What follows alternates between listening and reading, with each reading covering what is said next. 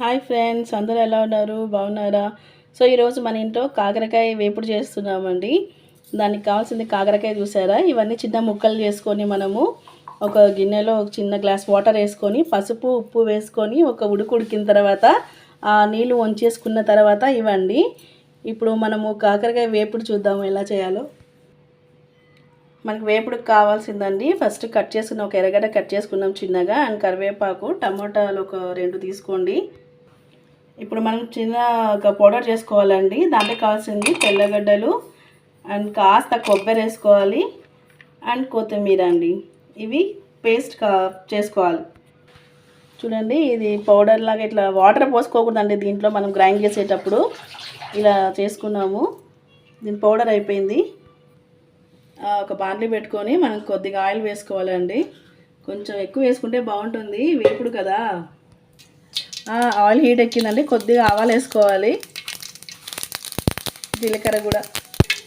ఇప్పుడు మనం కట్ చేసుకున్న ఎర్రగడ్డలు ఉన్నాయి కదండి, అవి వేసేసుకోవాలి.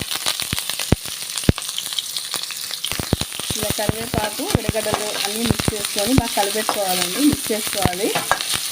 కొద్దిగా పచ్చివాసన పోయే వరకు వేయించాలండి ఇవి. ఇప్పుడు వేయించేసుకున్నామండి, అంతా పచ్చివాసన పోయింది. ఇప్పుడు మనం కట్ చేసుకున్న ముక్కలు ఉన్నాయి కదా, కాకరకాయ. ఇప్పుడు కొద్దిగా ఇలా అన్నీ మనం కలిపెట్టుకోవాలండి. చూసారా? కాస్త లైట్గా పసుపు వేసుకోవాలి. కొద్దిగా లో ఫ్లేమ్లో పెట్టి ఇట్లా వేయించేసుకోండి. ఇది హై ఫ్లేమ్లో పెట్టకండి.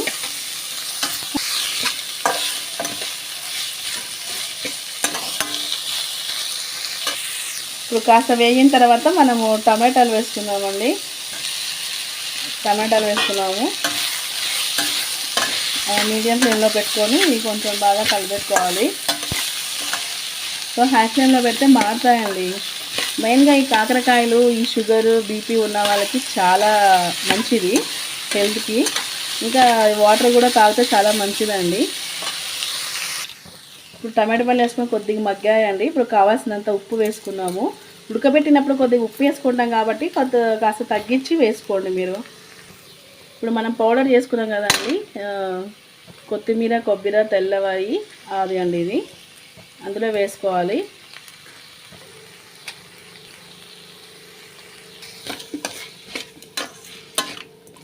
కొద్దిగా లో ఫ్లేమ్లో పెట్టుకొని అంతా వేయించేసుకోవాలండి.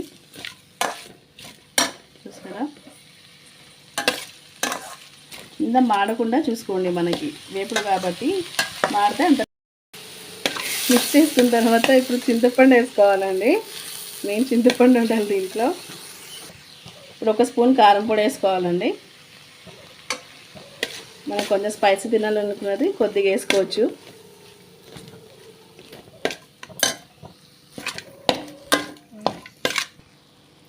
ఇప్పుడు ఇదంతా బాగా ఉడికిపోయింది కదండి. మనము కారం పొడి వేసుకున్నాక ఇప్పుడు కాస్త వాటర్ వేసుకోవాలండి. ఒక టీ గ్లాస్ అంత వాటర్ వేసుకోవాలి. మనం ఎక్కువ వేసుకోకూడదు.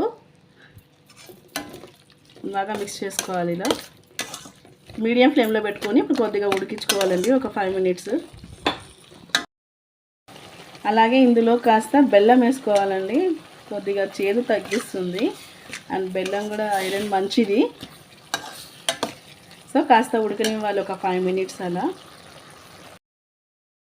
చూసారా ఫ్రెండ్స్, మన కాకరకాయ వేపుడు అయిపోయింది, రెడీ అయిపోయింది. చూడండి ఎంత కలర్ఫుల్గా ఉందో. ఇప్పుడు చూడండి ఎలా ఉందో. మనం వాటర్ కాస్త తక్కువ వేసుకోవాలండి, వేసుకుంటే ఇలా ఉంటుంది. ఇది మెయిన్ చపాతీ రైస్లో చాలా బాగుంటుంది. చూడండి, మీరు ఒకసారి ట్రై చేయండి ఫ్రెండ్స్. Thank you. సబ్స్క్రైబ్ అండి.